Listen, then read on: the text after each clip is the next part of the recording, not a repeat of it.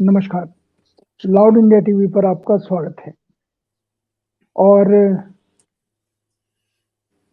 अभय जी ने एक घोषणा की थी, हम उसी घोषणा के तहत जो अभय जी का प्रोग्राम है, उसके तहत नहीं लेकिन 8 बजे हम इसको टेलीकास्ट करेंगे और उसकी सूचना आपको मिल जाएगी।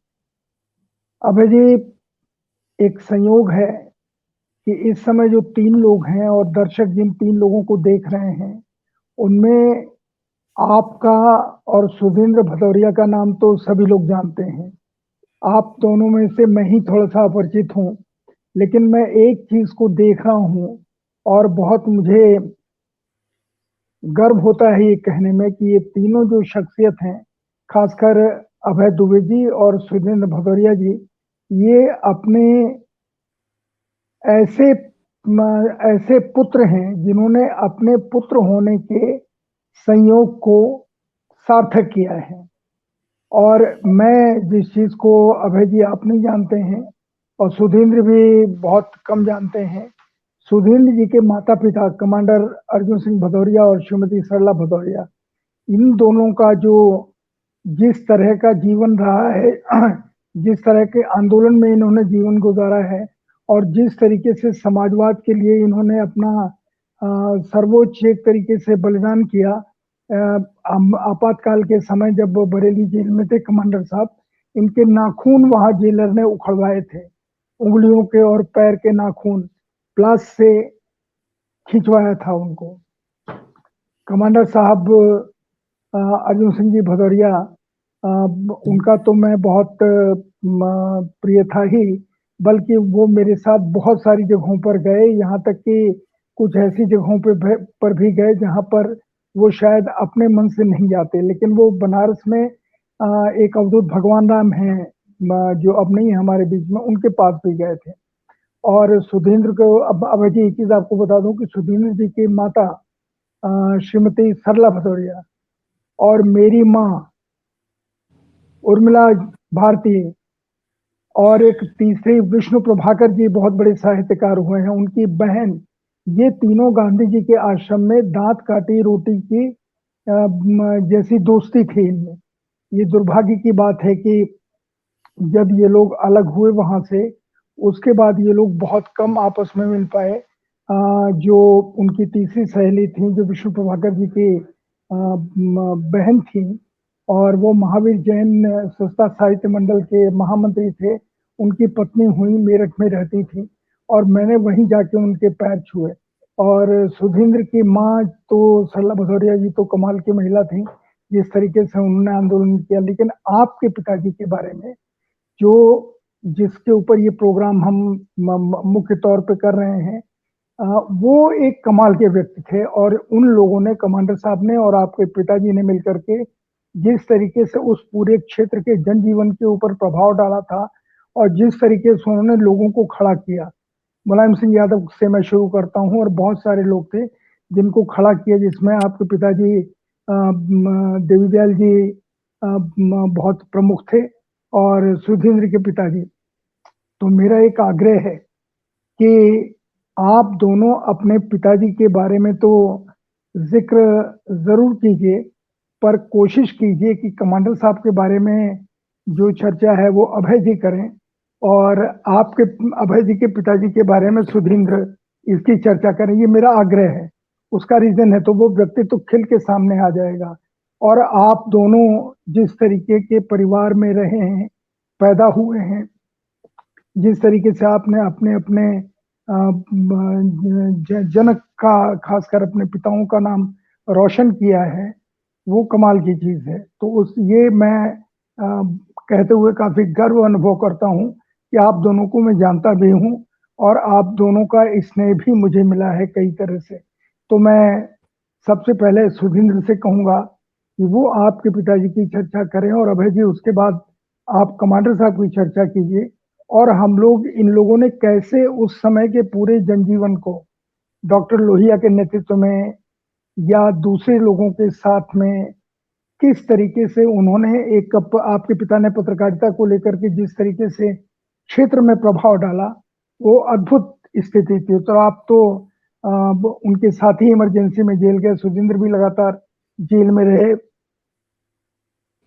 अब उन दिनों की क्या चर्चा करें। मैंने तो कहा ही, कमांडर साहब का हाल ये था कि उनके जिस तरीके से नाखून उखाड़े गए, मैंने उनसे पूछा था तो उन्होंने मुझे वो हृदय विदारक दास्तान अपने मुंह से मैं उनके सुन चुका हूं कि किस तरीके से आपातकाल में बरेली जेल में उनके साथ अन्याय हुआ।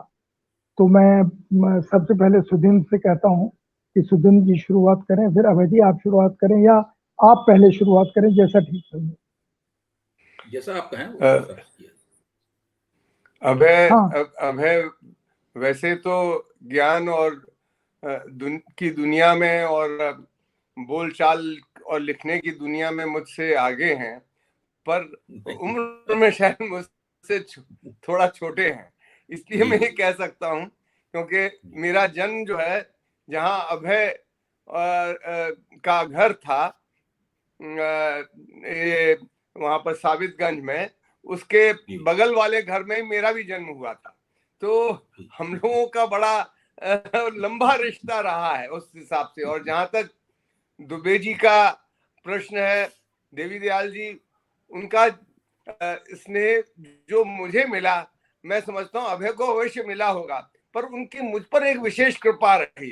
हालांकि उन्होंने हमारे जिले में वो एक वैसे थे जिसको कहते हैं क्रिटिकल कॉन्शियसनेस वाले व्यक्तित्व थे वो, और उन्होंने अपनी क्रिटिकल कॉन्शियसनेस से, जो एक जर्मनी में बड़ा भारी ये स्कूल है, उस स्कूल के हमारे जिले में जीते जागते अगर कोई प्रतीक थे तो वो देवी दयाल जी थे। उन्होंने उस दौर में वो पत्रकारिता जो बहुत कम लोग किया करते थे, मैं समझता हूं कि कानपुर में उस प्रकार के कुछ पत्रकार रहे होंगे, पर हमारे इस पूरे अंचल में उनका कोई उस तरह का व्यक्तित्व उनके जैसा नहीं था। और इसके अलावा वो एक राजनीतिक नेता भी थे। राजनीतिक नेता शुरुआती दौर में उन्होंने, मैंने जैसा कि मुझे जानकारी है, वो फॉरवर्ड ब्लॉक में सुभाष बाबू की भी उस अभियान में शामिल रहे। जितनी भी प्रगतिशील धाराएं थीं, वो राष्ट्रीय आंदोलन के अंदर उन सब धाराओं से उनका संबंध रहा, और वो बहुत सक्रिय संबंध उनका रहा। ये मैंने बातचीत में भी उनसे सुना, फिर हमने अपने घर में उनके बारे में बहुत सुना। फिर इनकी माँ के बारे में हमारी मदर ने हमें बहुत बताया कि वो किस तरह से उनकी सहेली थी, जैसे आपकी माँ की वो सहेली थी। आपकी माँ की सहेली वो आजादी के लड़ाई पहले की थी, इनकी माँ की वो सहेली बनी आजादी के बाद के उस दौर की वो सहेली बनी। खैर, मैं यहाँ पर उनके व्यक्तित्व के बारे में ये बताना चाहता हूँ कि वो एक किस्म के बहुत ही प्रगतिशील जो राष्ट्रवाद, जो बहुत ही डायनेमिक किस्म का नेशनलिज्म है, उसको वो मानते थे। और बहुत खुले, जो मुक्त चिंतक, जिसको फ्री थिंकर हम लोगों ने यहाँ पर एक आंदोलन शुरू किया था, वो फ्री थिंकर भी थे। वो किसी सीमा में नहीं उनको बांधा जा सकता था। और जो अगर सही चीज है, सही चीज मतलब जनहित की चीज अगर उनको लगे और तर्क के आधार पर समाज को, देश को आगे ले जाने वाली हो, तो उसको वो हमेशा स्वीकार करते थे, ऐसा मेरा मानना है। और जितने भी मेरे उनके साथ बैठ के संवाद होते थे, तो उसमें उनका मुझे आशीर्वाद तो प्राप्त होता ही था, पर ज्ञान भी प्राप्त होता था। और जहां तक अभय का प्रश्न है, मैंने लगभग आप दोनों लोगों से लगभग मेरी 50 साल पुरानी मुलाकातें हैं, क्योंकि मैं अभय का जहां तक मुझे याद है कि 1973 के आसपास जब ये गुजरात का छात्र आंदोलन वगैरह चलना शुरू हुआ था, तो मैं उस समय इटावा में था। तो हम लोगों ने ये नारा भी दिया था कि गुजरात की जीत हमारी है और अब दिल्ली की बारी है। और इस प्रकार से बिहार में फिर शुरू हुआ जयप्रकाश जी के नेतृत्व में। तो कहने का मेरा अभिप्राय यह है कि आप जब दिल्ली आए उस दौर में, जिस समय आप चातक जी के साथ आए थे, मुझे याद है, और उस समय से लेके सब लोगों के साथ संपर्क रहा है। तो मैं आप लोगों को बहुत करीब से, मेरे मित्र भी हैं, आप लोग अपने अपने क्षेत्र में स्वयं आपने बहुत ख्याति प्राप्त की है, तो मुझे बड़ी खुशी हो रही कि आपने इस बहस और परिसंवाद को शुरू किया है। मैं कोशिश करूंगा। दुबे जी को हम क्या बताएंगे, आप इटावा जनपद में जाइए तो जो पढ़ने लिखने वाले लोग हैं, अब वो पीढ़ी, क्योंकि दुबे जी का जो लास्ट फेजेस थे उनके जो 10-15 वर्ष, उसमें वो ज्यादातर उनका कंट्रीब्यूशन जो हमारे जिलों के अंदर रहा, मैनपुरी, इटावा, फर्रुखाबाद, जालौन, इस जिलों के जो पत्रकार लोग थे या इन जिलों में जो पढ़ने लिखने वाले लोग थे, और विशेषकर हमारे इटावा जनपद में, चाहे वो वकील रहे हों और चाहे वो किसी भी अन्य दल के, बीजेपी जो उस समय भारतीय जनसंघ थी उसको छोड़कर जिस भी दल के लोग रहे हों, उनसे हमेशा परामर्श करते थे, उनसे हमेशा आशीर्वाद लेते थे, और मुझे उनका विशिष्ट आशीर्वाद प्राप्त रहा, ये मैं बहुत दावे के साथ कह सकता हूं, और ताल ठोक के मैं कहना चाहता हूं, अभय से कम नहीं रहा मुझे उनका आशीर्वाद। उन्होंने जैसा मैंने कहा, वो क्रिटिकल कॉन्शियसनेस वाले थे, उन्होंने किसी को नहीं बख्शा, कमांडर अर्जुन सिंह भदौरिया समेत, पर उन्होंने मुझ पर, उनकी कलम में कभी भी मेरे बारे में उन्होंने तारीफ ही जरूर लिखी, कभी भी कोई ऐसा उन्होंने बात नहीं कही जिससे मुझे, खैर उनका आशीर्वाद ही होता, कुछ मुझे सुधरने का मौका ही मिलता, पर वो हमेशा मुझे प्रोत्साहित करते रहे। मैं अभी फिलहाल इतनी बात कहना चाहूंगा, और उसके बाद जब आगे बात बढ़ेगी तो और मैं भी बातें जोड़ूंगा। अभय जी। संतोष जी, सुधींद्र जी की बातों से आज बहुत सारी पुरानी यादें ताज़ा हो गई हैं। मुझे वो भी बात याद आ रही है जब संतोष जी के साथ लखनऊ के हजरतगंज में मैं बहुत देर तक एक बार टहलता रहा था, और बहुत देर तक हम लोग एक दूसरे के बारे में, संतोष जी को पता नहीं याद होगा कि नहीं होगा, एक दूसरे के बारे में, राजनीति के बारे में, और उस जितनी पत्रकारिता उस वक्त तक मुझे आती थी उसके बारे में हम लोग चर्चा करते रहे थे। और सुधींद्र जी यहाँ दिल्ली में थे और जवाहरलाल नेहरू विश्वविद्यालय में थे, और मैं इटावा में था, और अपने पिताजी दैनिक देश धर्म जो मेरे पिता निकालते थे उसके संपादन में उनकी मदद किया करता था, और उसी के जरिए मैंने वहीं पे पत्रकारिता सीखी भी। जब 1975 में इमरजेंसी लगी, और इमरजेंसी में चूंकि मेरे पिता जयप्रकाश नारायण आंदोलन की जो समन्वय समितियां थी उसके संयोजक थे, तो मेरे पिता को भी गिरफ्तार किया गया, और चूंकि मैं अखबार में संपादक के पद पे मेरा नाम जाता था, और हम लोगों ने आपातकाल का विरोध करते हुए पूरा संपादकीय कॉलम खाली छोड़ा था, और उसके अंदर एक शेर लिख दिया था, अल्लाह रे जालिम तेरे कानून की बंदिश, लब बंद, जुबां बंद, दहन बंद, कलम बंद। तो जैसे ही ये शेर, वो पूरा कॉलम खाली रहा और उसके अंदर वो शेर छपा, सवेरे के वक्त मुझे भी गिरफ्तार कर लिया गया, और मुझे और मेरे पिता दोनों को कोतवाली ले जाया गया, वहां से मजिस्ट्रेट के सामने पेश करने के बाद में इटावा जेल भेज दिया। तो जब हम लोग इटावा जेल पहुंचे तो वहां पर एक महिला बैरक थी। उस महिला बैरक में मैं भी कमांडर साहब पे ही आ रहा हूं, क्योंकि कमांडर साहब से मेरे व्यक्तिगत संपर्क की शुरुआत जेल से हुई है। उसके पहले तो कमांडर साहब घर पे आते थे, और हमारे पिताजी वो दोनों राजनीतिक सामाजिक मित्र थे, दोनों स्वतंत्रता संग्राम सेनानी थे, तो उन दोनों की बातें सुनने का मुझे सौभाग्य प्राप्त होता था, लेकिन कमांडर साहब से मेरा कोई डायलॉग नहीं था, इसलिए क्योंकि हम लोग तो छोटे बच्चों की तरह थे, उनकी औलादों की तरह थे, तो हमारा उनके साथ कोई डायलॉग नहीं था, उन दोनों की बातें सुनने का मुझे मौका मिला था। लेकिन मुझे उनकी सोहबत करने का सौभाग्य इटावा जेल में प्राप्त हुआ, जहां मैं डिफेंस ऑफ इंडिया रूल का कैदी था, और मेरे पिताजी भी उस वक्त तक DIR के कैदी थे, और कमांडर साहब हम लोगों के साथ वाली बैरक में ना बंद होकर एक छोटी बच्चा बैरक थी, उसमें उनको बंद किया गया था, वो उस बच्चा बैरक में रहते थे। तो वहीं जेल में एक योजना बनी कि मैं वहीं से BA पार्ट, मेरी उम्र बहुत कम थी और दाढ़ी मूछ भी ठीक से निकलनी शुरू नहीं हुई थी, तो BA पार्ट 1 का इम्तिहान में जेल में ही रह के दूं, तो वहीं से मैंने फॉर्म भरा, और मुझे खुशकिस्मती ये रही कि प्रशासन मान गया इस बात को, और वहां पे उसने एक अध्यापक कॉपी और पर्चे के साथ में भेजने की योजना बनी। तो जेल प्रशासन ने, ताकि मैं पढ़ पाऊं, मुझे एक अलग जगह देने पर जेल प्रशासन सहमत हो गया। तो उस प्रक्रिया में कमांडर साहब ने भी उधर से दबाव डाला और इधर से भी कहा गया, क्योंकि कमांडर साहब अपनी बैरक में बिल्कुल अकेले थे, तो मुझे उनके साथ रहने के लिए भेज दिया गया। यानी बीए के इम्तिहानों के करीबन 1.5 महीने पहले मैं उस बैरक में भेज दिया गया। तो मैं उस पूरे दौरान पढ़ा, वहां घर से किताबें आ गई थी, कोर्स की किताबें आ गई थी, मैं इम्तिहानों की तैयारी करता रहा। उसी दौरान मुझे कमांडर साहब के सानिध्य का सौभाग्य प्राप्त हुआ और इम्तिहान हो जाने के बहुत बाद तक मैं उसी बैरक में बना रहा। तो कम से कम 3-3.5 महीने एक ऐसा समय गुजरा जबकि एक छोटी बैरक, जेल की एक छोटी बैरक में मैं और कमांडर साहब दोनों अकेले ही थे।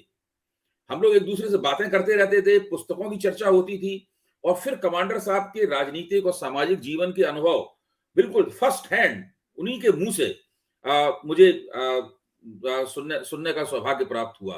तो मेरा कमांडर साहब के साथ जो संवाद था, ये उसी जेल की बैरक में गुजारे गए समय की देन था।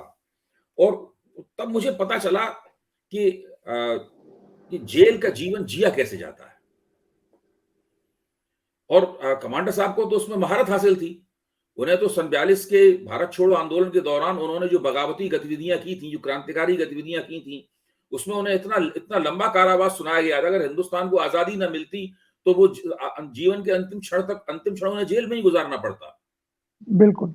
हाँ, ऐसी स्थिति में और ये मेरा बहुत सौभाग्य है। मेरे जीवन, मैंने बाद में एक राजनीतिक जेल से निकलने के बाद फिर 80 के दशक की शुरुआत में मैं दिल्ली चला आया और एक राजनीतिक कार्यकर्ता, एक सीपीआई-एमएल लिबरेशन, एक जो नक्सलवादी ग्रुप था, उसका राजनीतिक कार्यकर्ता बना। और मैं समझता हूं कि मेरे उस राजनीतिक कार्यकर्ता बनने में कमांडर साहब के साथ जो बातें हुई, जिन बातों को मैंने कहीं दर्ज नहीं किया है, जिन बातों के ऊपर मैंने कोई लेखन नहीं किया है और कभी किसी के साथ उन बातों का साझा भी नहीं किया है, उन बातों का बहुत महत्वपूर्ण उसमें योगदान है। मेरे जीवन को वो मोड़ देने, 2 बातों का मैं समझता हूं, पत्रकार से राजनीतिक कार्यकर्ता बनने में, एक स्थानीय स्तर का पत्रकार जो कि इटावा जिले की राजनीति से ही वाकिफ रहता था और उसी दायरे में घूमता रहता था, वहां से बाहर निकलकर एक मार्क्सिस्ट लेनिनिस्ट एक्टिविस्ट बनना, इसमें 2 बातों का बहुत महत्वपूर्ण योगदान है। एक तो मेरे पिताजी की लिखी हुई पुस्तक जो कि 1940 में प्रकाशित हुई थी, इस पुस्तक का शीर्षक था गांधी युग का अंत। क्योंकि उस पुस्तक के लिखने के दौरान ही वो कांग्रेस और गांधी जी का जो संस्थागत प्रभाव था उससे उनकी दूरी हुई। और फिर बाद में वो 1951 में सोशलिस्ट पार्टी में शामिल हुए। 1952 में उन्होंने उत्तर इटावा से सांसद का चुनाव लड़ा। 57 में अगर तब तक कुछ गलती हो तो सुहेंद्र भाई मेरे तथ्यों को सही कर देंगे, लेकिन जहां तक मुझे मेरी स्मृति काम दे रही है, 57 में कमांडर साहब ने सोशलिस्ट पार्टी से वहां से चुनाव लड़ा। तो उस पुस्तक को पढ़ना जो मुख्य तौर पर गांधी जी और उनके आंदोलन और स्वतंत्रता संग्राम का आंदोलन जिसमें कमांडर साहब और मेरे पिता दोनों ने भाग लिया था, उसके प्रति आलोचना और व्यंग से भरी हुई पुस्तक थी। 140 पृष्ठ की वो पुस्तक थी। और फिर कमांडर साहब से इमरजेंसी के दौरान जेल में जो मेरी बातें हुई और उन्होंने जो जो पुस्तकें मुझे पढ़ने के लिए दी, मैं आपको बताऊं, जयप्रकाश नारायण की लिखी हुई पुस्तक मेरी विचार यात्रा, ये कमांडर साहब ने जेल में मुझे मंगाई और मुझे पढ़ने के लिए दी। मैंने जेल में ही उस पुस्तक को पढ़ा। इसके बाद में फणीश्वरनाथ रेणु का उपन्यास बेला आंचल, ये पुस्तक भी कमांडर साहब ने मंगाई और मुझे जेल में ही उन्होंने पढ़ने को दी। मैंने वहीं पढ़ा। और जाने कितनी पुस्तकें हैं जो एक एक करके वो मुझसे पूछते थे।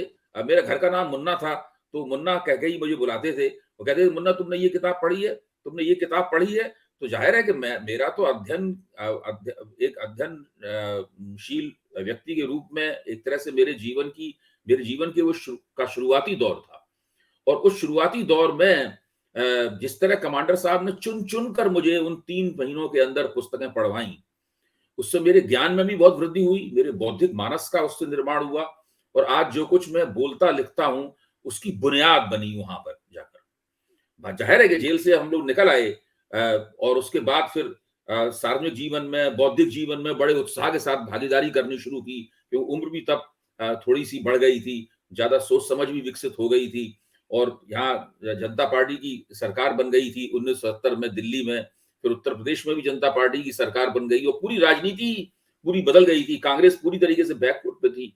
और जैसे कि सुधींद्र जी भी आपको बताएंगे, इटावा जिला, और संतोष जी आप भी इस बात को अच्छी तरीके से जानते हैं कि इटावा जिला एक खास तरह का जिला था। आजादी के तुरंत बाद पूरे हिंदुस्तान में जहां कांग्रेस का एक छत्र दबदबा था, इटावा जिले ने कांग्रेस के उस दबदबे को मानने से इनकार कर दिया।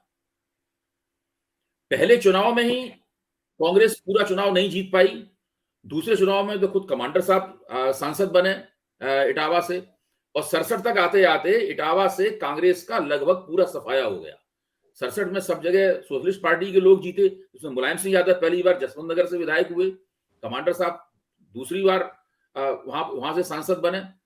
तो हम सब लोग, हम सुधींद्र जी और एक तरह से आप भी संतोष जी, जो इटावा जिले की राजनीतिक और बौद्धिक संस्कृति थी, हम सब लोग उसी के पुत्र हैं। और उस संस्कृति में एक तरह का शुरुआती गैर कांग्रेसवाद तो डॉक्टर लोहिया ने 1967 में सूत्रबद्ध किया, और वहां से गैर कांग्रेसवाद की राजनीति ने एक रूप पकड़ा। लेकिन कांग्रेस विरोधी राजनीति, समाजवादी राजनीति, वामपंथी राजनीति, पूंजीवाद के विरोध की राजनीति, किसान मजदूर आंदोलन की राजनीति, ये राजनीति इटावा जिले में 19 आजादी के तुरंत बाद से ही लगातार जारी थी। तो ये पृष्ठभूमि है, कमांडर साहब से मेरे संवाद की पृष्ठभूमि है, जिसका एक संक्षिप्त ब्यौरा मैंने आपके सामने रखा है। कमांडर साहब का और जो राजनीतिक जीवन था, वो इटावा जिले, उनकी ख्याति और उनका राजनीतिक जीवन इटावा जिले की सीमाओं में महदूद नहीं था। वो, उनका व्यक्तित्व भी बहुत विशाल था, उनकी राजनीति भी बहुत व्यापक थी, और पूरे उत्तर प्रदेश में क्या पूरे देश के समाजवादी आंदोलन में कमांडर साहब का बहुत ऊंचा स्थान था। उसके बारे में हम सब लोग पहले से जानते हैं, बहुत प्रचलित है उनकी सारी गतिविधियां। 1942 के दौरान उनकी जो क्रांतिकारी गतिविधियां हैं, जब आचार्य नरेंद्र देव ने उन्हें कमांडर की उपाधि दी, हम सब लोग इन बातों को जानते हैं, और इन बातों की न जाने कितनी जगह चर्चा हो चुकी है। जब कमांडर साहब का देहांत हुआ तो मुझे याद है कि उनकी श्रद्धांजलि सभा में पूरा ठसाठस भरा हुआ था। जॉर्ज फर्नांडिस तक भी पीछे खड़े हुए थे, और जॉर्ज फर्नांडिस चूंकि उन दिनों समाजवादी उस तरह से नहीं रह गए थे, और वो भारतीय जनता पार्टी के साथ गठजोड़ में जा चुके थे, इसलिए उस सभा में जॉर्ज फर्नांडिस को ये समझ में नहीं आ रहा था कि उन्हें कमांडर साहब को श्रद्धांजलि देने के लिए कोई मंच पर बुलाएगा या नहीं बुलाएगा। वो दृश्य मैंने खुद भी देखा है। तो कमांडर साहब की राजनीति के बारे में मैं क्या कहूंगा, वो तो मैं समझता हूं कि जो मेरे शुरुआती गुरु थे, जिनकी वजह से आज जो मैं हूं और जो बना हूं, उनमें अगर 2-3 लोग हैं तो उसमें कमांडर साहब का नाम सबसे प्रमुख है। मेरे पिताजी हैं और कमांडर साहब हैं। इन्हीं दोनों के व्यक्तित्व, इन दोनों से की गई बातों और इन दोनों द्वारा पढ़ाई गई किताबों, इन दोनों द्वारा दी गई राजनीतिक सामाजिक शिक्षा के जरिए ही मेरे व्यक्तित्व के आधार का निर्माण हुआ है। अभय जी, एक चीज मेरे दिमाग में एक प्रश्न घूम रहा है कि जब आप बैरक में थे और सिर्फ कमांडर साहब आपके साथ थे, तो उस दौरान भी एक तरह का मनोविज्ञान चलता था अभी भी कि ये तो बच्चा है, ये साथ में है, ठीक है, इसके व्यक्तित्व को निखारो। कमांडर साहब ने आपकी पर्सनालिटी में के भीतर जो भी छुपे हुए तत्व थे उनको कैसे पहचाना? क्योंकि देखिए ना, आप बच्चा बैरक में थे, वो बच्चा बैरक में थे, तीसरा कोई था ही नहीं, आप दोनों थे। तो आपको उन्होंने किस तरीके से संवारा, निखारा या आपको उत्साहित किया? असल में पहले देखिए, मैंने पत्रकारिता की शुरुआत अपने पिता के अखबार में ही की। शुरू में मैं प्रूफ रीडिंग किया करता था, छोटी छोटी खबरों का अंग्रेजी से हिंदी में अनुवाद किया करता था। इसके जरिए मेरी बुनियादी शिक्षा दीक्षा पत्रकारिता में हुई, और इस प्रक्रिया में मुझे जल्दी जल्दी बहुत सारा लिखने का अभ्यास होता चला गया, बहुत कम उम्र में ही। और धीरे धीरे मेरे पिता में एक खास बात थी कि वो जिम्मेदारियां बढ़ाते चले जाते थे, जिससे बहुत कम उम्र में ही उन्होंने अखबार संबंधी संपादन की जिम्मेदारियां बहुत बढ़ा दी, और फिर मैं अपने अखबार का संपादकीय भी लिखने लगा। पिताजी तो कभी कभी लिखते थे, मैं रोज संपादकीय लिखता था, और कभी कभी मुझ में भी काम करने और लिखने का बड़ा जोश था। मैं समझता हूँ उसका एक हिस्सा आज भी थोड़ा बहुत बाकी है। तो मैं अखबार में संपादकीय भी लिखता था, संपादकीय के बगल का जो लेख होता था, बड़े कभी कभी वो लेख भी लिखता था, और अखबार के विशेषांकों में मैं काफी लेखन किया करता था। एक तरह से 3-4 आदमियों के बराबर काम अकेले करता था, और ऐसा करने में मुझे बड़ा आत्मसंतोष भी होता था, मुझे तारीफें भी बहुत मिलती थी। और मेरी पीठ ठोकने वाले जितने लोग थे, मेरे घर पर जो पिताजी से मिलने वाले लोग थे, जो मेरे लेख पढ़ते थे, वो सब भी मेरी पीठ ठोका करते थे। मुझे अच्छी तरीके से याद है, मैंने अखबार में एक बड़ा सा लेख लिखा था जिसका शीर्षक था, यह क्रांति उछली वह क्रांति लपकी। मुझे केवल शीर्षक याद रह गया, उस लेख में क्या है ये मुझे अब याद नहीं रह गया। तो कमांडर साहब ने जब वो लेख पढ़ा तो वो घर पे आए और उन्होंने एक नई डायरी खरीदी हुई थी उन्होंने, और उस डायरी को उन्होंने मुझे उस लेख के उपलक्ष्य में भेंट किया और उसमें लिखा कि इस तारीख में जो अग्रलेख तुमने अखबार में लिखा है, ये उसके उपलक्ष्य में मैं तुम्हें ये डायरी भेंट करता हूँ। मेरे सामान में कहीं ना कहीं वो डायरी, लाल रंग के कवर की डायरी आज भी मौजूद है। हम तो बहुत ही छोटे थे, सब चीजें लिखना सीख रहे थे, खुद भी लिखते थे, उसमें विश्वास नहीं होता था कि हमने जो लिखा है वो सही लिखा है। वाक्य बनाते थे तो उसमें सोचते रहते थे कि ये वाक्य सही वाक्य बना है कि नहीं बना है। और मैं अपने पिता को चाचा जी कहता था, चाचा जी को दिखाते हुए डर भी लगता था क्योंकि वो कड़े शिक्षक थे, डांट फटकार बहुत ज्यादा होती थी और काफी उग्र किस्म की डांट फटकार होती थी और उसमें पिटाई की संभावनाएं भी प्रबल रहती थी। अगर जरा भी हिंदी गलत लिख दें, हिंदी अगर आप गलत लिख दें, कहीं बिंदी गलत लगा दें, कहीं मात्रा गलत लगा दें, और फिर जब पूछते थे ये गलती कैसे हुई, तो हम पूछते थे चाचा जी गलती हो गई। तो तुम कहते थे तुमने कमीज के बटन आज इधर लगाए, अगर तुम पीठ की तरफ लगा के आते तो मैं मान सकता था तुमसे गलती हो गई, ये गलती होनी नहीं चाहिए थी। मतलब इतने, जिसे आप अंग्रेजी में हार्ड टास्क मास्टर कहते हैं, तो ये बात सही है। उन्होंने जिस तरह से मुझे शिक्षा दी, उसकी वजह से ही आज मैं दूसरों की लिखे हुए टेक्स्ट को, दूसरों की लिखी हुई इबारत को दुरुस्त कर सकता हूं। तो कमांडर साहब की आंखों से ये मेरी शिक्षा गुजर रही थी। वो देख रहे थे कि उनके परम मित्र पंडित देवी दयाल दुबे किस तरह अपने बेटे को ठोक पीट कर एक पत्रकार के सांचे में ढाल रहे हैं, और वो उनका सिलसिला अहर्निश था। निरंतर वो दिन रात सुबह जगा देते थे, देर रात तक काम लेते थे। मतलब वो हम लोग 8 घंटे के पत्रकार नहीं थे, हम लोग 24 घंटे के पत्रकार थे, और उसमें कोर्स की किताबें पढ़ी या ना पढ़ी या इसका उन्हें कोई चिंता नहीं थी। उसमें कोई दिलचस्पी नहीं थी कि मुझे कोई डिग्री मिले या ना मिले डिग्री। पत्रकारिता आनी चाहिए, लेखक बनना है आपको, और खुद भी वो ओजस्वी वक्ता थे तो बहुत बोलना भी मैंने उन्हीं की नकल कर करके सीखा। और कमांडर साहब ये देख रहे थे कि मुझे पत्रकार बनाया जा रहा है, तो उसमें जब जेल में हम लोग मिले उससे पहले इस पूरी प्रक्रिया को वो देख चुके थे, तो वो जानते थे कि ये बंदा जो है वो क्या आगे बनने वाला है। इसीलिए राजनीति की बातें करने के साथ साथ में जो सांस्कृतिक क्षेत्र है उसके बारे में उनसे बातें होती थी। साहित्यकारों के, फणीश्वरनाथ रेणु के बारे में बहुत सी बातें उनकी हुई। डॉक्टर लोहिया के बारे में न जाने कितने व्यक्तिगत संस्मरण उन्होंने मुझे वहां सुनाए। फिर डॉक्टर लोहिया मेरे भी घर कई बार आए थे, मेरी माँ ने खाना बनाया था, डॉक्टर लोहिया ने वहां बैठ के खाना भी खाया था हम लोगों के साथ में। और खाना खाते में जो मुंह से आमतौर पर लोगों की चप की आवाज होती है, तो मुझे याद है कि डॉक्टर लोहिया ने मुझे हिदायत दी थी कि बेटा खाना खाते समय मुंह से चप की आवाज नहीं होनी चाहिए। और ये मुझे आज तक याद है, आज तक मेरे मुंह से चप की आवाज नहीं होती है, और दूसरा कोई करता है तो मुझे उससे बहुत उलझन भी होती है वास्तव में। ये डॉक्टर लोहिया की हिदायत है। तो ये मेरी खुशकिस्मती है कि ऐसे लोगों, ऐसे घर में मैं पैदा हुआ, ऐसे महान व्यक्ति के साथ मैंने जेल में अपनी सजा का एक हिस्सा काटा, और ऐसी महान विभूतियों ने मुझे इस तरह की हिदायतें दी। इसी तरह मैं एक और व्यक्ति की चर्चा करूंगा। एक बेलूपुर इटावा में जगह है, वहां पे लालजी नाम के एक सज्जन रहते थे, बहुत लंबे से थे, गोरे रंग के, बहुत लंबे। तो जब उन्हें पता चला कि मैं जेल में गया हूं, तो वो बहुत बड़े पढ़ाकू थे, तो एक बहुत बड़े चादर में किताबें बांध कर लाते थे और मुझे देते थे। फिर 1 महीने बाद आके वो किताबों को ले जाते थे और नया गट्ठर आके मुझे दे देते थे। कमांडर साहब ने उन तक संदेश भिजवाया था कि भाई इस तरह की किताबें आनी चाहिए। तो जैसी कमांडर साहब किताबें बताते थे, वो किताबें और साथ में कुछ और किताबें मिलाकर वो लाते थे। तो जेल का पूरा समय, शाम के समय वॉलीबॉल खेलना बैरक के पीछे, और दिन में मौका मिलने पर शतरंज वगैरह खेलना और किताबें पढ़ना, यही मेरा जेल में पूरा समय इसी तरीके से गुजरा। उसका मुझे बहुत लाभ हुआ, इतना लाभ हुआ कि मैं कभी-कभी आजकल कल्पना करता हूं कि इस तरह का अगर मुझे माहौल मिले तो फिर मैं कैसे। अच्छा, आप सुधींद्र जी को लीजिए। अब सुधींद्र जी दिल्ली में थे, जवाहरलाल नेहरू विश्वविद्यालय में थे, तो वहां पर तमाम पश्चिमी चिंतकों, मार्क्सवादी चिंतकों का उनसे परिचय था, जिनके बारे में मुझे कोई जानकारी नहीं थी। तो एक बार सुधींद्र जी इटावा आए तो उनके पास एक किताब थी, पता नहीं इन्हें याद नहीं होगा, मुझे अभी भी याद है, मेरी अभी लाइब्रेरी में, घर की लाइब्रेरी में किताब आज भी लगी हुई है। और उस किताब के लेखक थे एंटोनियो ग्राम्शी। वो थी उनकी मशहूर विश्वविख्यात किताब प्रिजन नोटबुक। तो सुधीर जी ने मुझे वो किताब भेंट की, आज तक वो किताब मेरे पास है।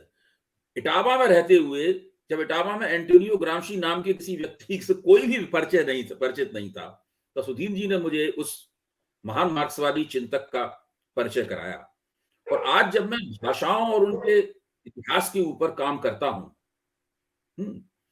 तब मुझे एंटोनियो ग्राम्शी की मदद मिलती है उसमें, क्योंकि एंटोनियो ग्राम्शी ने अपनी जो पीएचडी थीसिस ट्यूरिन विश्वविद्यालय में पढ़ते हुए जो पीएचडी थीसिस की थी, वो भी भाषाओं के ऊपर की थी। जो वर्चस्व का सिद्धांत है, जो हेजेमनी की थियरी है जो एंटोनियो ग्राम्शी ने निकाली थी, वो हेजेमनी की थियरी दरअसल भाषाओं पे काम करते हुए एक प्रभु भाषा किस तरह अपने से छोटी और कमजोर भाषाओं के ऊपर अपना वर्चस्व स्थापित करती है, ये उसी दौरान पीएचडी करते समय एंटोनियो ग्राम्शी ने उस सिद्धांत का सूत्रीकरण किया था। बहुत से लोग मानते हैं कि ये उन्होंने लेनिन का और मार्क्स का अध्ययन करते हुए उन्होंने मार्क्सवादी तो उस वक्त वो थे ही नहीं छात्र जीवन में, मार्क्सवादी तो वो बाद में बने। तो भाषाओं पर काम करते हुए ही एंटोनियो ग्राम्शी ने वर्चस्व के सिद्धांत का इजाद किया। और मैं एंटोनियो ग्राम्शी से मेरा पहला परिचय सुधींद्र जी की देन है, उनको श्रेय जाता है।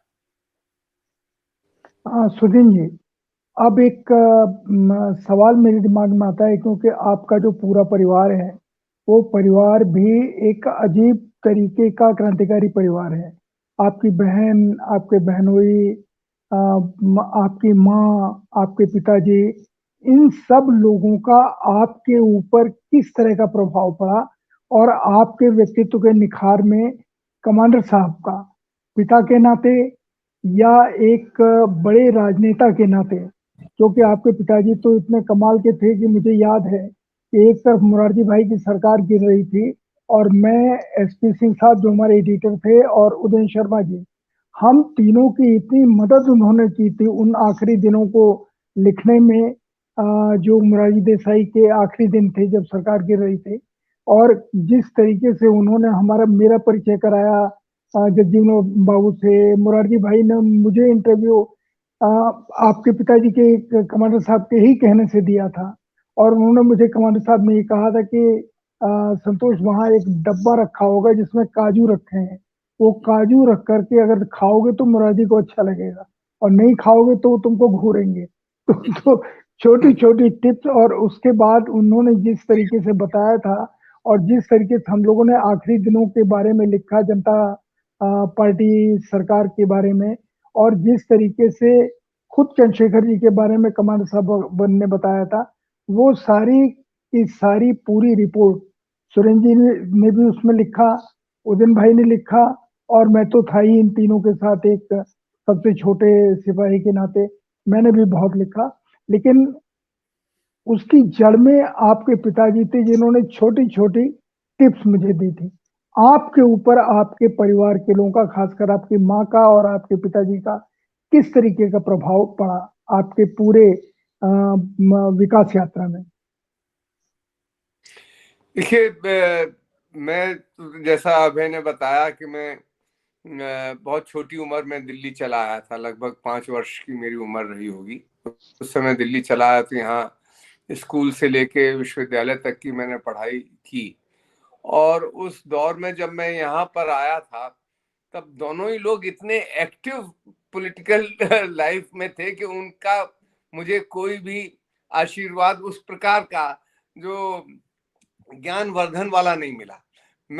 बल्कि मैं यहाँ पर अपने दोस्तों के साथ, अपने सहपाठियों के साथ, और घर में अपनी मेरी जो बड़ी बहन थी उनका मुझे उनके जरिए मुझे ज्यादा शिक्षा प्राप्त हुई। और जहां तक मेरा सोशलाइजेशन का सवाल है, उस सोशलाइजेशन में मैं समझता हूं कि मेरे स्कूली दौर में सन 62-63 में डॉक्टर लोहिया एक बार हम लोगों के यहाँ आए, और सन 62 के चुनाव में अभय को मालूम होगा हमारे पिताजी हार गए थे। वहां गोपीनाथ दीक्षित से कुछ वोटों से वो हार गए थे, और वो उसका कारण भी था उनका जो जिद्दीपन था अपना और अड़ियलपन था, उस वजह से उभारे थे, वरना वो भी शायद चुनाव जीतते, क्योंकि वो 3000 का मार्जिन था लगभग। कहना मैं ये चाहता हूं कि डॉक्टर लोहिया ने मुझे उस समय हमारे घर में आए, और हमारे पास रहने के लिए कोई जगह नहीं थी, क्योंकि कोई सांसद नहीं था, और मैं अपनी बहन के यहाँ था। पर हमको चंद्रशेखर जी ने उस समय, मैं यहाँ ये बात बहुत मेरे मन पर उसका बड़ा असर पड़ा, चंद्रशेखर जी ने उस समय मुझे अपने पास रखा। वो पहली बार उस समय 1962 में पार्लियामेंट बन, और कई बार उन्होंने मुझे यहाँ तक के स्कूल तैयार करके भेजा। ये इस बात को मैं आपको आज यहाँ उजागर कर रहा हूँ, तो बड़ा उनका मेरे ऊपर स्नेह था। पर हमारा जो ज्यादातर विकास हुआ, जैसे डॉक्टर लोहिया ने देखा, तो उन्होंने कहा कि ये सुद्धू बड़ा उदास लगता है आजकल, क्या बात है। तो वो मैं, कोई नहीं था मेरे पास, मैं चंद्रशेखर जी के यहाँ रहता था, स्कूल में पढ़ता था। तो धीरे धीरे, पर जब गर्मियों की छुट्टियों में जाता था तो मैं देखता था, और ये मैं आपको 60s की बात बता रहा हूं मैं, तो मैं देखता था कि वहां अलमारी में गोरकी की किताबें, लेनिन की what is to be done pamphlets भी, और डॉक्टर लोहिया के भी कई। तो इन चीजों को, फिर गर्मियों में हमारे गांव में न बिजली थी न कोई और साधन था, तो इन किताबों को उस दौर में भी मैंने देखना शुरू किया, पढ़ना किया। तो मैं पर नेट गड़बड़ धीरे कर रहा है काफी। बिल्कुल 69 के मतलब दौर में आते आते, आपसे जब मेरी मुलाकात हुई, चातक जी वाला जो मैं आप हाँ, दोबारा ज्वाइन कर लीजिए आप। रिकनेक्ट करवाइए, सुधींद्र जी से सुधींद्र, कहिए वो रिकनेक्ट करें। हाँ, तो सुधींद्र आ जाए, अब की बार जुड़े तो बताता हूँ। अभय जी, आपसे भी मुझे यही सवाल पूछना है, जी जो मैं जानना चाह रहा हूँ कि आपने जो शुरुआत की वो तो आपने बताया कि आपने किस तरह की शुरुआत की पत्रकारिता की, लेकिन अचानक आप बिल्कुल दूसरी तरफ पहुंच गए, जिसको आपने कहा कि आप मार्क्सिस्ट लेनिनिस्ट के रास्ते में, या नक्सलवादी जिन्हें कहते हैं मोटे तौर पर, उस धारा में आप पहुंच गए। और वहां से पहुंच करके आप फिर जो लौटे, उसमें परिवार का कितना असर था, या आपने अपने आप वो सारे रास्ते कदम तय किए, किसी ने आपका साथ नहीं दिया, आप खुद ही तय करते हुए जहां से चले थे वहां से घूमते घूमते लौट करके आज आप देश में अभय दुबे के नाम से जाने जाते हैं। तो तो वो यात्रा कैसी थी? देखिए, इसमें एक एक सिलसिला है, खास तरह का सिलसिला। अब मेरे पिताजी अपनी लिखी हुई पुस्तकों के बारे में कभी चर्चा नहीं करते थे। उन्होंने अपने मुंह से कभी नहीं बताया कि उन्होंने अपने शुरुआती जीवन का लेखन उनका कैसा था। मैं उन्हें एक बड़े पत्रकार के तौर पर जानता था, जो कि आगरा से निकलने वाले दैनिक सैनिक का प्रधान संपादक रहा, और उसके बाद वहां से आके उस अनुभव को लाभ उठाते हुए उन्होंने इटावा से दैनिक देशधर्म का प्रकाशन सन 1969 में 1 जनवरी 1969 से शुरू किया। उस वक्त मैं शायद 8वीं या 9वीं कक्षा में पढ़ता था। तो और मुझे खुद भी शौक था, दूसरों को पत्रकारिता करते हुए देखता था, तो खुद भी छोटा-मोटा लिखने के साथ में बहुत ही कुछ ही दौर में छोटा-मोटा लिखने लगा। मुझे याद नहीं पड़ता कब मैं लंबे-लंबे लेख लिखने लगा, कब पत्रकारिता की जो बुनियादी बातें होती हैं, उनमें बहुत जल्दी ही पारिवारिक विरासत होने के कारण, माहौल होने के कारण मैं उसमें दीक्षित हो गया। तो वहां पर पिताजी के एक दोस्त थे, वो काम करते थे, उनका नाम था श्री गोविंद पाठक। उन्होंने मुझे एक बार बताया कि तुम्हारे पिताजी ने कुछ किताबें भी लिखी हैं। तो उन्होंने मुझे एक किताब दी, वो किताब थी गांधी युग का अंत। तो उस वक्त मैंने उस किताब को पढ़ने का प्रयत्न किया, लेकिन मेरी उम्र बहुत कम थी, मैं उस किताब को नहीं समझ पाया। देखिए, वो किताब 1920 से लेके 1940 में किताब प्रकाशित हुई थी। 1920 में जो गांधी जी का आंदोलन शुरू हुआ, 1920 से लेके 40 तक की जो राजनीतिक सारे देश में गतिविधियां थी, उनका राजनीतिक इतिहास भी था, विश्लेषण भी था और उसके ऊपर एक राजनीतिक टिप्पणी भी की गई थी। हमारे पिताजी स्वयं खुद को गांधीवादी कहते थे और उन्होंने कभी भी स्वयं को गांधीवादी के अलावा कुछ नहीं कहा। यानी जब डॉक्टर लोहिया के शिष्य थे तब भी वो अपने आप को गांधीवादी ही कहते थे। उस किताब में वो कह रहे हैं कि गांधी युग का अंत शुरू हो चुका है। दरअसल उस किताब में वो बताते हैं कि 1934 में जब प्रांतीय परिषदों का चुनाव शुरू हुआ और गांधी जी जिन्होंने 1924 में उस प्रांतीय परिषदों के चुनाव का विरोध किया था, उसके बाद 1934 में उन्होंने खुद उस चुनाव को अपनी संस्तुति दी। तो हमारे पिताजी ये निष्कर्ष निकालते हैं कि 1934 से ही गांधी युग का विरोध होना शुरू हो गया। वो ये स्पष्ट रूप से मानते हैं कि गांधी का एक युग था, लेकिन उस गांधी के युग का पतन 1934 से शुरू हो गया, ये वो कहते हैं उस किताब में। तो जब वो किताब उन्होंने लिख ली तो उनको किसी दोस्त ने सुझाव दिया इस किताब की भूमिका आप विनायक दामोदर सावरकर से लिखवाइए। तो हमारे पिताजी विनायक दामोदर सावरकर के घर गए और उन्होंने किताब की पांडुलिपि दी। कहा गया आप इसकी भूमिका लिख दीजिए, क्योंकि उस वक्त तक कांग्रेस से उनका मानसिक और सांगठनिक अलगाव हो चुका था। वो सुभाष बाबू त्रिपुरी कांग्रेस में, या सुभाष बाबू को जब इस्तीफा देना पड़ा उसके बाद वो, जैसे सुधींद्र जी ने बताया कि वो फॉरवर्ड ब्लॉक के साथ जुड़ गए थे और 1942 में 1942 के आंदोलन से पहले जो उन्नाव कानपुर बेल्ट में जो कम्युनिस्ट, एक बहुत ही बड़े कम्युनिस्ट नेता होते थे महादेव बाबू टंडन, महादेव बाबू वो उत्तर प्रदेश फॉरवर्ड ब्लॉक के जनरल सेक्रेटरी थे मेरे पिता, और महादेव बाबू टंडन के साथ मिलकर वो आंदोलन की पूरी प्रक्रियाएं वहां पर चलाया करते थे। इतनी मोटी मोटी बातें मुझे पता थी। मेरे पिताजी ने मुझे खुद, जब मैंने उनसे कहा कि चाचा जी आपने किताब लिखी थी आपने कभी बताया नहीं, तो उन्होंने कुछ संस्मरण मुझे बताए। तो वो सावरकर के पास गए, बोले आप इस किताब की भूमिका लिख दीजिए। तो सावरकर ने जैसे ही उसका शीर्षक देखा गांधी युग का अंत, तो सावरकर बोले शीर्षक बदलो। तो हमारे पिताजी का शीर्षक तो मैं नहीं बदलूंगा।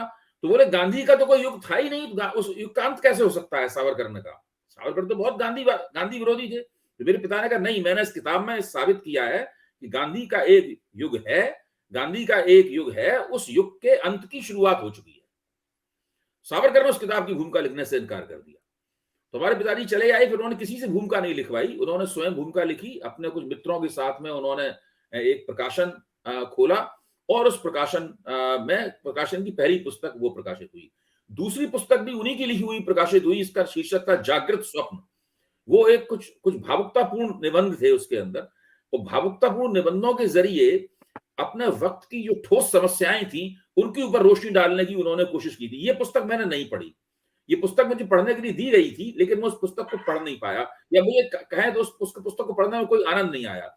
गांधी युग का अंत मैंने बाद में पढ़ी। मैं ये कहूंगा कि जब मैं इमरजेंसी में जेल से निकल आया, इमरजेंसी वाली जेल से निकला, तब फिर मैंने घर पे आकर उस पुस्तक को पढ़ा। तब मैं उस पुस्तक को ज्यादा समझ पाया कि 1920 से लेकर 1940 की जो अवधि थी उस दौरान हिंदुस्तान में किस तरह की राजनीति हो रही थी।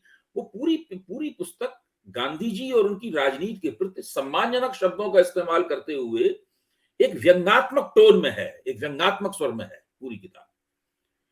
जैसे कि मैं आपको एक छोटा सा, चूंकि एक चर्चा हो रही थी तो मुझे लगा कि इसका एक मौका मिलेगा, तो वो किस प्रकार की उसकी भाषा थी, उसकी कुछ पंक्तियां अगर मैं आपको दिखाऊं तो आपको आपको लगेगा कि वो 1940 में चाचा जी जो है वो किस तरीके की भाषा लिख रहे थे। एक जरा सा उसका एक नमूना मिल जाएगा। अब देखिए, एक जगह लिखते हैं, पृथ्वी गोल है, नाक की सीध चलते रहो तो लौटकर फिर पैरों का व्यायाम करके उसी स्थान पर वापस आया जा सकता है। 5 वर्ष की सत्याग्रह यात्रा हमें फिर सरकारी किलों के भीतर ले गई। 5 वर्ष की सत्याग्रह यात्रा फिर हमें सरकारी किलों के भीतर ले गई, जहां हम यूनियन जैक फहराते हुए सरकारी भवनों में शपथ लिया करते हैं।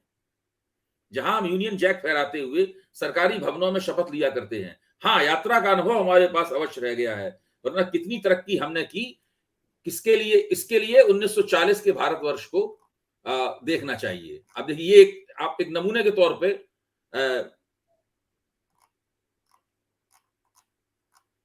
अब मैं एक छोटी चीज और सुना रहा हूं आपको।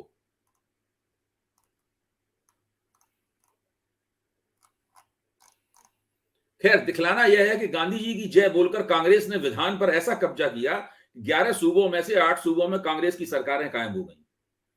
विधान को प्रतिगामी मानते हुए भी यह कमाल की बात थी कि गांधी जी के शिष्यों ने बहुमत द्वारा मंत्रिमंडल बनाना तय हुआ। गांधी जी के शिष्यों के बहुमत द्वारा मंत्रिमंडल बनाना तय हुआ।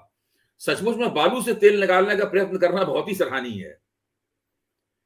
जितनी भी सरकारें बनी वे सरदार वल्लभ भाई पटेल की स्नेह डोरी से बनी हुई थी। वे उनके नचाने वाले थे। हर ताल पर कांग्रेस की मोहर थी, हर थाप पर गांधी जी की छाप थी।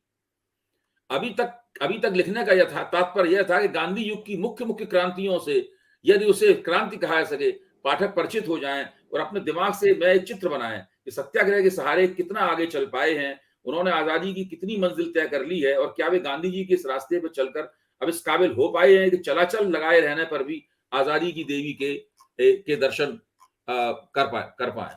तो मैं कहना ही चाहता हूं, इस पुस्तक को पढ़ने के बाद में गांधी जी का आंदोलन और उस आंदोलन के गर्भ से निकली हुई आजादी और उस आजादी के बाद जिन लोगों को हिंदुस्तान की सत्ता हस्तांतरित हुई, इन सबके प्रति मेरे मन में एक तिरस्कार का भाव पैदा हो गया। और वो तिरस्कार का उन्हीं दिनों इटावा में एक थे, सुधींद्र जी अच्छी तरह जानते होंगे, शायद संतोष जी आप भी जानते होंगे, कॉमरेड कमल सिंह। तो कॉमरेड कमल सिंह उन दिनों पार्टी से निकाल दिए गए थे किसी वजह से, तो वो कुछ बीच का समय गुजारने के लिए हमारे अखबार में काम करने लगे थे। मैं बहुत छोटा था तो उन्होंने मुझे मार्क्सवाद की पुस्तकें देनी शुरू कर दी और मैं उनको पढ़ने लगा। एक तो इमरजेंसी में जेल काटी, जेल से बाहर निकले, गांधी युग का अंत पढ़ी, उसका मतलब समझने की कोशिश की और उसके बाद मार्क्सवाद की पुस्तकें मिलने लगी। तो फिर मेरा रुझान धीरे धीरे एक इस तरह की राजनीति की तरफ होता चला गया जो राजनीति संसदीय रास्ते का विरोध करती थी। और जब मैं इटावा छोड़कर दिल्ली आया तो यहां पर इंडियन पीपुल्स फ्रंट बनाने की तैयारी चल रही थी और जो विनोद मिश्र की संस्था थी वो CPI-ML लिबरेशन, वो एक राष्ट्रीय मोर्चा बनाना चाहती थी। वो खुद अंडरग्राउंड थी, राष्ट्रीय मोर्चा ओवरग्राउंड काम करेगा, वो भूमिगत थी, राष्ट्रीय मोर्चा ऊपर काम करेगा।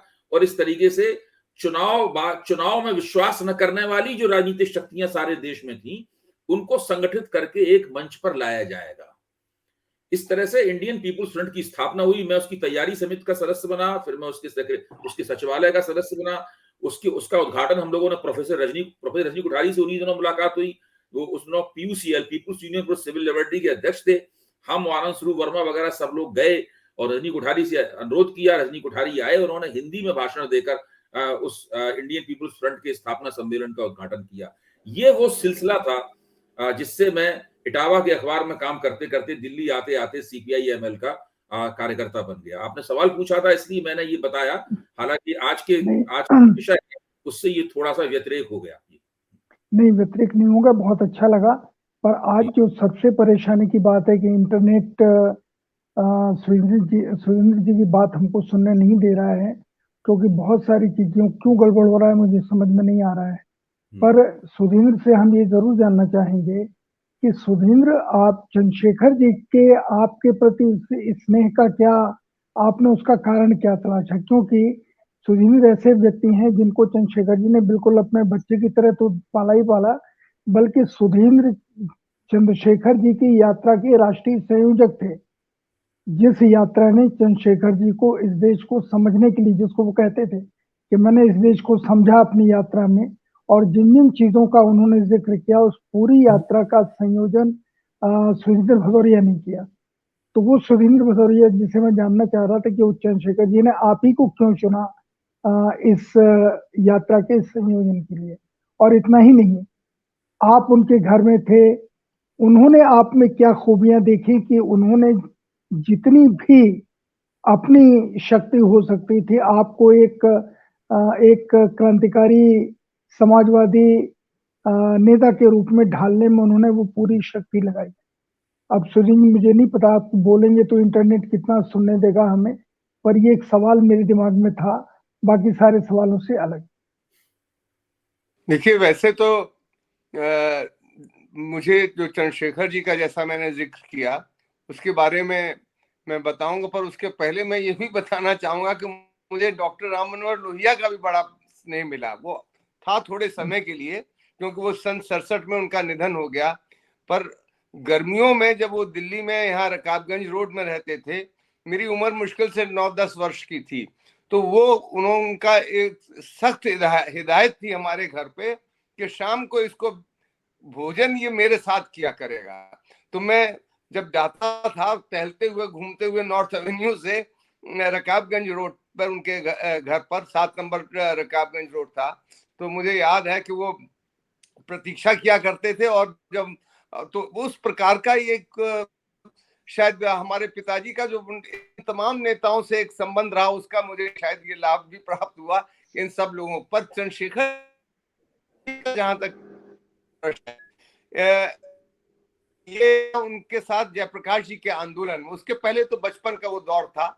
उस समय मैं जब जयप्रकाश जी से जब भी मिलने गया तो वो मुझे 2-3 वर्ष में मिले और उनको पुरानी वो यादें ताजा थी। तो मैं एक बार तो उनसे जब बीपी कोराला को लेके आए हुए थे, का था दिल्ली वाला बहादुर शाह जफर मार्ग पे जहाँ जयप्रकाश जी रुके हुए थे, तो मुझे याद है कि उन्होंने कहा कि चलो तुम मेरे साथ चलो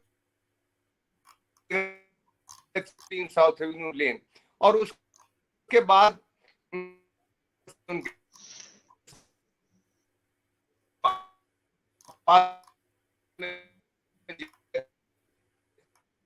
मैं जेल में था, इटावा जेल में, माता जी भागलपुर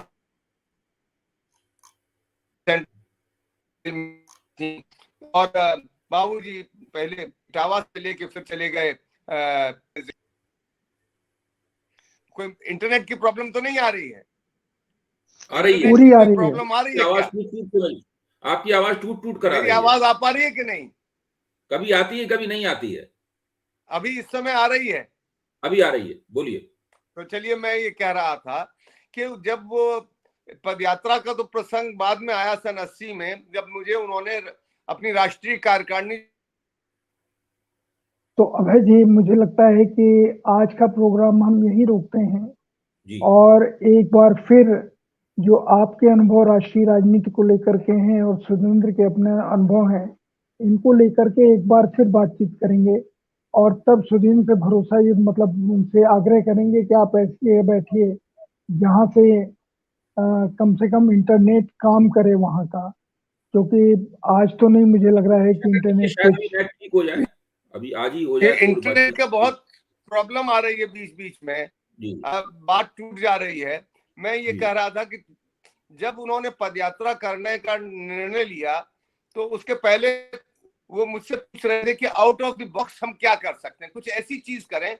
इंदिरा गांधी जीत के फिर आ गई थी, तो दक्षिण भारत के कुछ मेरे युवा साथी थे, हम लोगों ने कहा कि आप भारत यात्रा करिए और ये एक पैदल चलने का अभियान होगा जिसमें हम देश को भी समझेंगे और कुछ अपनी भी बातें रखेंगे। कोई हम लोग प्री डिटरमिन्ड नोशंस के साथ ये नहीं करेंगे, खुले दिमाग से करेंगे और समझने की और सीखने की कोशिश करेंगे। तो उन्होंने, क्योंकि मैं तो, मेरी उम्र मुश्किल से 30 वर्ष भी उस समय 30 वर्ष थी, तो उन्होंने कहा कि मैं पार्टी के जो सीनियर लीडर्स हैं उनसे बात कर लूं। तो सीनियर लीडर्स में उन्होंने बात जब की तो सब लोगों ने एक तरफ से ये खारिज कर दिया विचार। उन्होंने कहा कि आप कोई महात्मा बुद्ध हैं क्या, आप संत विनोबा भावे हैं? हाँ, हम लोग राजनीतिक सत्ता की दौड़ में हैं, तो वोट की राजनीति में इन तरह के कार्यक्रम करने का कोई मतलब नहीं बनता है। तो उन्होंने मुझे बुलाया, तो मैंने कहा कि जैसी आपकी इच्छा। तो उन्होंने कहा अच्छा ऐसा करो कि मैं इनमें से कुछ लोगों को भेजता हूँ।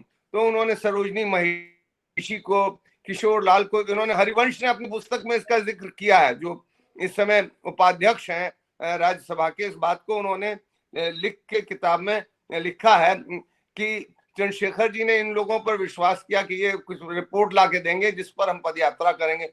सब ने मना कर दिया कि ये काम नहीं होना चाहिए। फिर उन्होंने मुझे बुलाया। जब उन्होंने मुझे बुलाया तो मैंने कहा कि मैं वहां जाऊंगा त्रिवेंद्रम, और त्रिवेंद्रम से इन नेताओं से नहीं मिलूंगा, मैं जाके विश्वविद्यालय में जाऊंगा, मैं कुछ कवियों से मिलूंगा, कुछ पत्रकारों से मिलूंगा।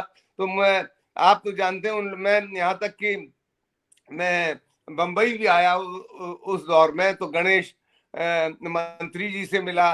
उस समय भारती जी थे, उनसे धर्मयुग में मिला जाके, और उस समय बहुत सारे और लोग थे, उन सब लोगों से मिला। तो उन लोगों ने, भारती जी ने और खास तौर से गणेश मंत्री जी ने, इन लोगों ने कहा कि नहीं ये अच्छा प्रयास होगा। तो मैंने अपनी एक रिपोर्ट, एक दस्तावेज बना के दिया। उसकी कुछ तस्वीर रविवार में वो उस समय छपी भी है।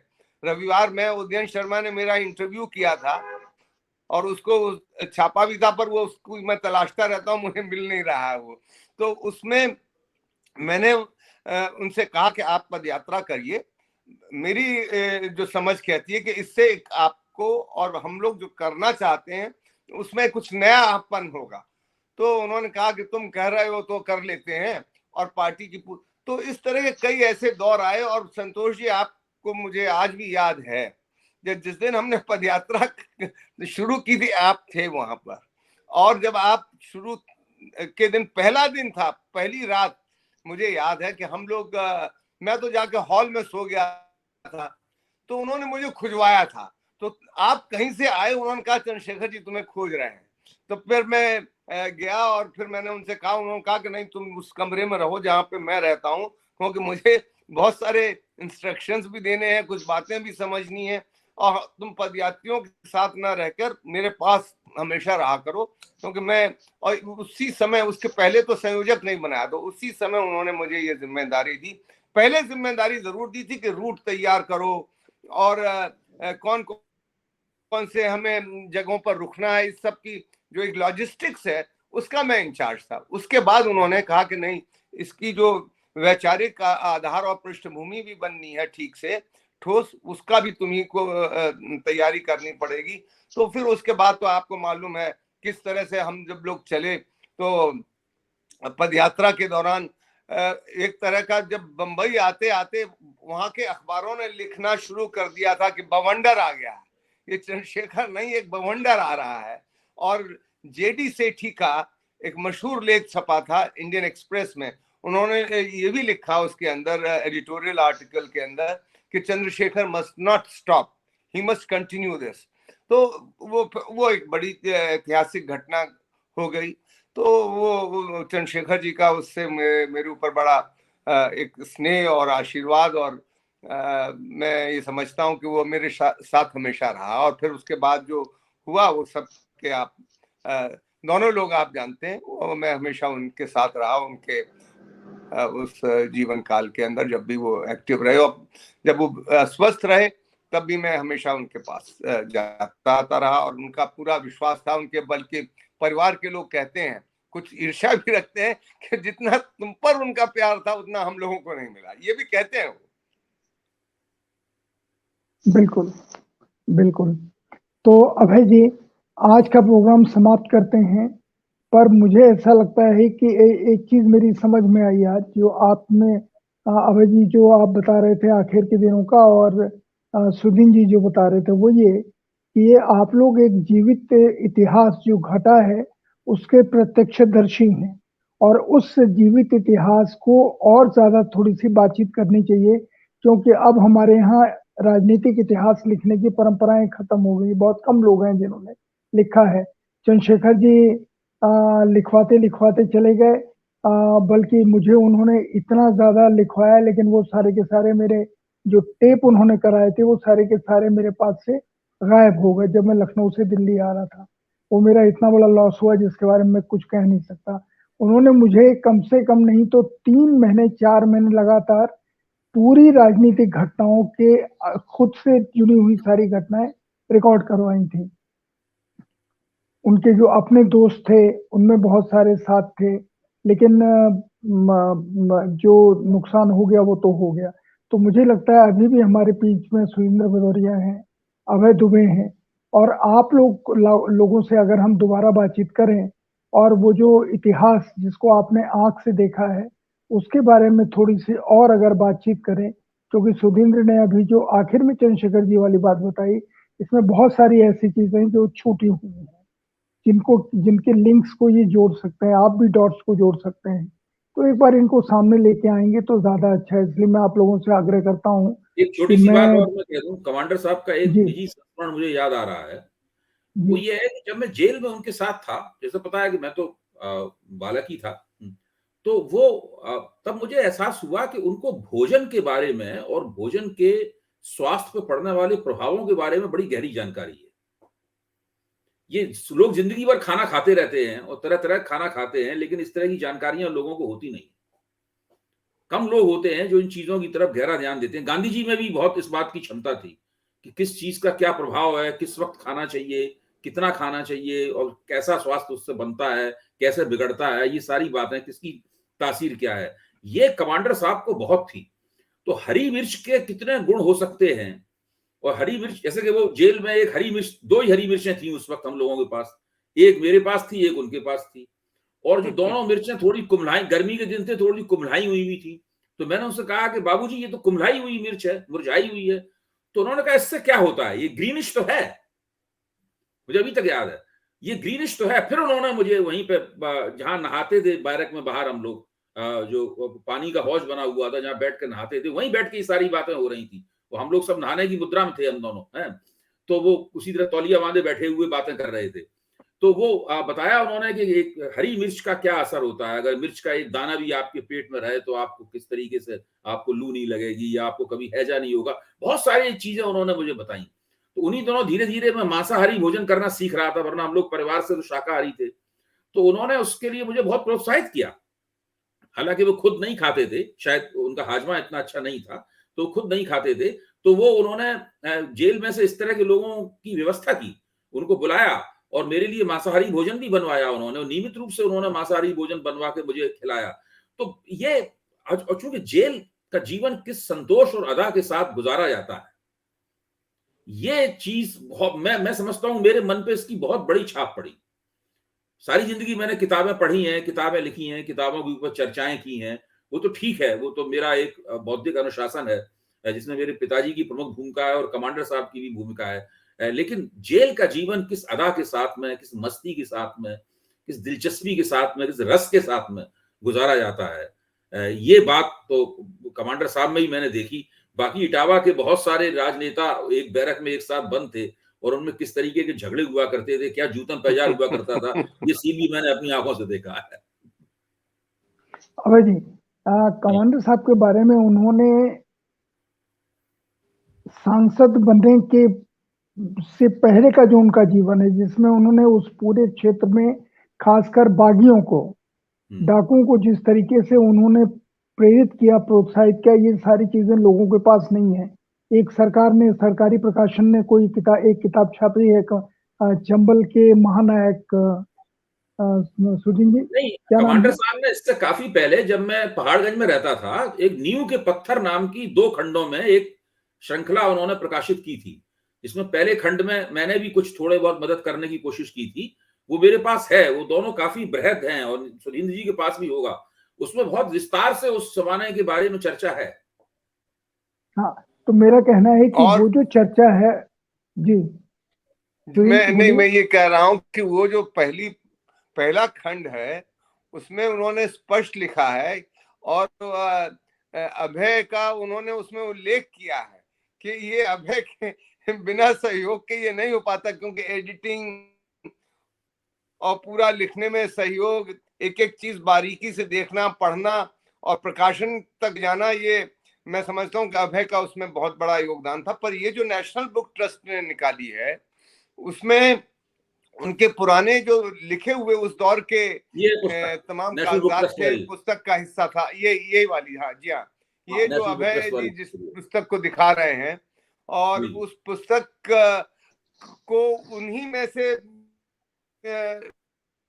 निकाल कर उन्होंने ये पुस्तक की शक्ल दी है। तो नेशनल बुक ट्रस्ट ने उस समय